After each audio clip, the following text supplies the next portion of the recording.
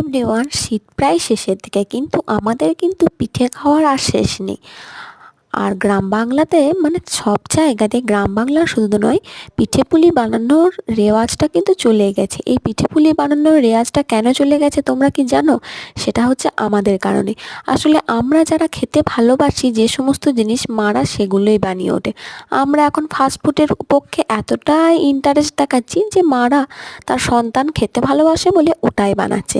কিন্তু আমরাই দোষী, জানো তো। আমরা যদি এই পিঠেপুলি মাঝেদের মধ্যে মাদের কাছে খেতে আবদার করি, তাহলে মায়েরা কিন্তু সন্তানের মুখটাকে ঠিক করে দেবে। কারণ মায়েরা কিন্তু কুঁড়ে নয়, মায়েরা সকাল থেকে রাত অবধি মাদের রান্নার ডিউটি আমাদের জন্য পালন করে যাচ্ছে। তাই আজকে মাকে বলেছিলাম একটু মুগের ভাজা পিঠে করতে, কারণ ওটা আমি খেতে খুব ভালোবাসি। তাই তড়িঘড়ি মা দেরি না করে মুগের পিঠেটা বানাতে বসে পড়েছে। কেমন হয়েছে মুগের পিঠেটা? খুব কম করেই হয়েছিল। ভিডিওটি ভালো লাগলে লাইক অ্যান্ড সাবস্ক্রাইব।